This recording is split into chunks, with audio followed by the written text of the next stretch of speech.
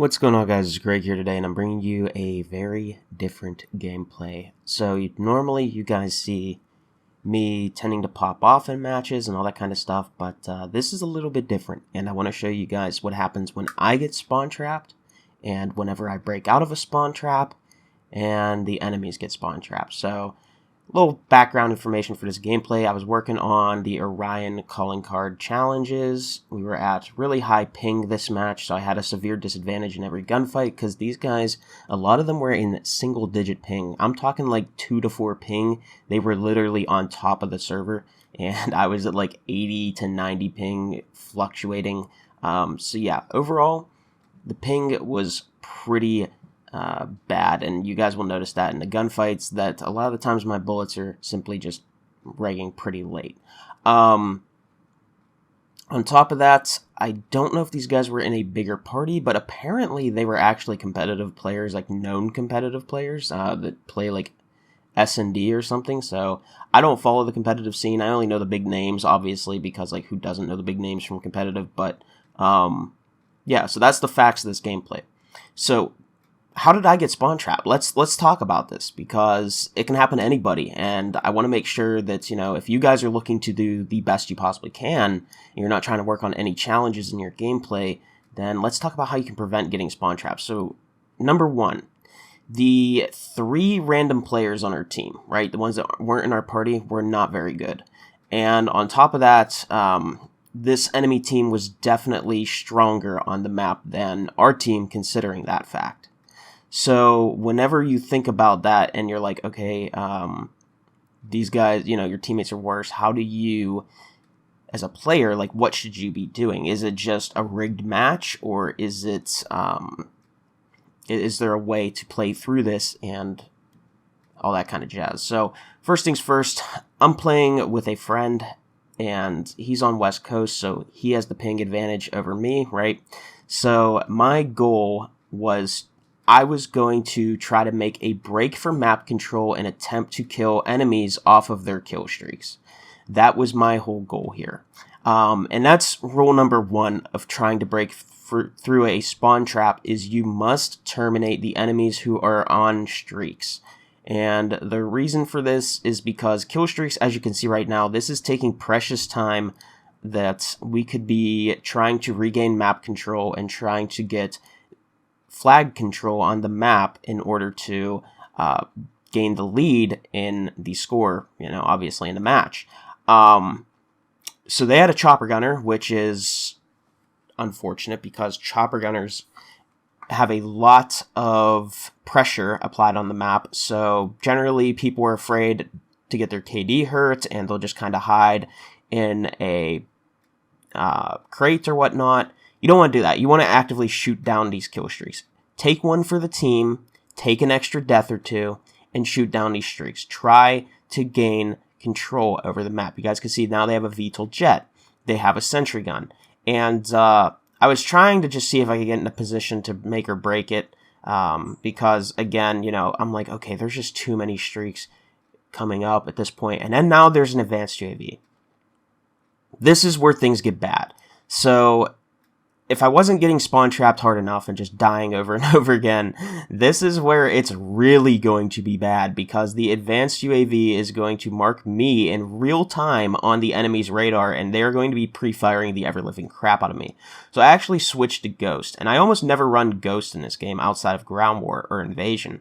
And the reason I switched to Ghost is because now I am a red dot that is sweeping like a UAV on their minimap instead of being in real time. So it might give me a little bit of extra, you know, a safety net whenever I spawn back in, and that is the reason that I switched to Ghost. Now, I actually keep Ghost on because I know that these guys are going to be spamming UAVs, and I'm afraid they might be able to get another advanced UAV, and I don't know, you know, how is this match going to go? Are we going to be getting more UAVs? Are we going to be getting more streaks? Like, what's going on here? Are we just going to be forever spawn trapped? You know, are we ever going to make a break in this match and be able to make a comeback?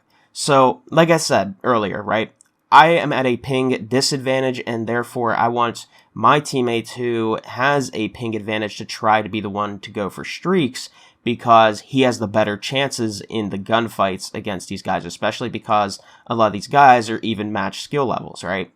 So using that information, he pulls through in a little bit here, a couple more minutes, and he ends up getting an advanced UAV, which allows me to play much smarter and work around my ping disadvantage in order to make smarter decisions. And you guys will see that I basically just keep earning advanced UAVs for the rest of the game, and that's how we spawn trap them back, and we win the game. They all rage quit.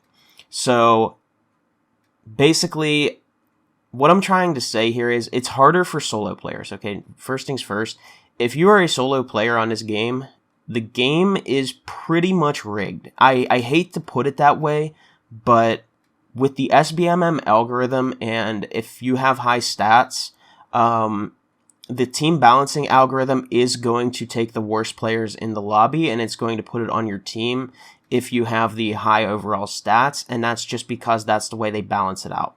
So if you're playing solo and you have higher stats, you are going to have a worse experience than someone who has lower stats, because generally they're going to be on the team that has the really good players who are going to earn kill streaks and stuff of that nature. Just how team balancing works, and it does make sense, right?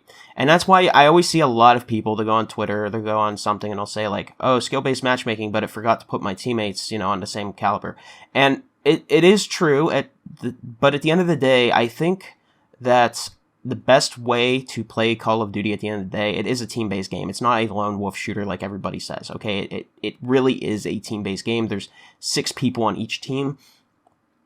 You should be playing, unless you really just hate playing with people. I mean, you should try to make friends and play with people. That's what I did here, and it does help, okay? It does help, and even though we had 3 teammates who were definitely not on the same page as everybody else in this lobby, we were able to do this basically like 2v6, and then our third in our squad, who was going for sniper camo challenges, ends up pulling out a Bison as well and starts streaking and stuff of that nature. So basically, yeah, Call of Duty, it is a team-based game. But if you are solo, your kill streaks and what you should be trying to do, basically if you are solo, what you want to do is you just want to play for kill streaks and you want your randoms to play the objective.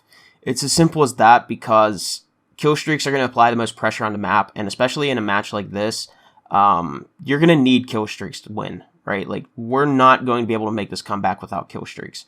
So having advanced UAVs, chopper gunners, Overwatch helos, VTOL jets, all that kind of stuff is definitely going to help you make a comeback in a match like this. And especially on a map like Shipment, where the spawns are very chaotic and there's not really much flow to the spawns in this map, you're going to have to try to use kill streaks to apply pressure on the map and basically make your enemies nervous, to the point where they are going to be second-guessing their movement on the map, and they're going to start, not free-flowing the map, and they're going to play a little bit more cautious.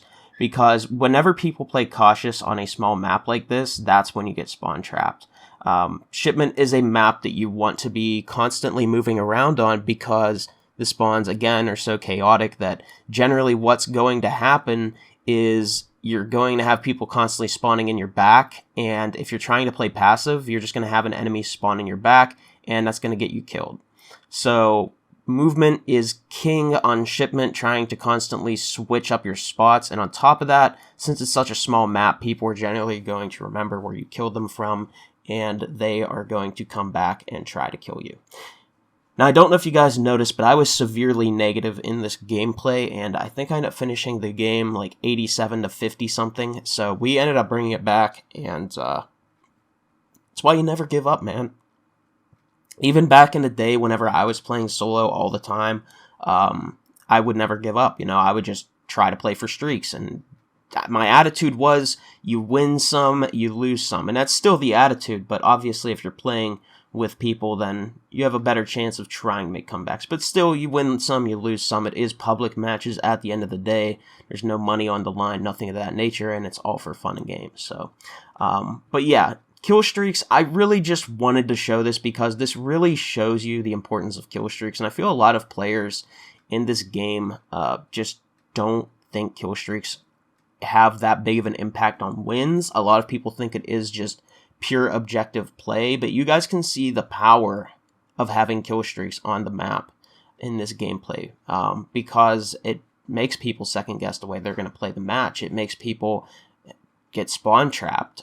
People have a harder time to go ahead and capture flags, and overall, kill streaks help win games more than you think. So if you have a teammate who's not playing the objective but is putting up a lot of kill streaks, you should capitalize off that and play the objective for them, because they are making your time a lot easier to play the objective. Because kill streaks apply just so much pressure on the map, and they can be killing a lot of people that are going to be pushing points and trying to capture those points or whatever, defend the points, and they are making breaks on the map that you might not realize is actually happening. So at the end of the day, never give up, and make sure that you understand the importance of kill streaks whenever it comes to making a comeback. And if you're a solo player, it is rough out there. I understand it. I played solo from COD Ghost all the way up to end of Modern Warfare 2019, so about 6-7 years of solo play, and of course sometimes, you know, my IRLs would get on and we'd play, but they didn't play COD all that much compared to, you know, the people I play with now. So at the end of the day, you just gotta find your groove, man, and you just gotta try different things and see what works. Anyways, it's been Greg. Hopefully you guys enjoyed this video for a change instead of the normal like nukes and high KDs, and I'll see you on the next one. Peace out.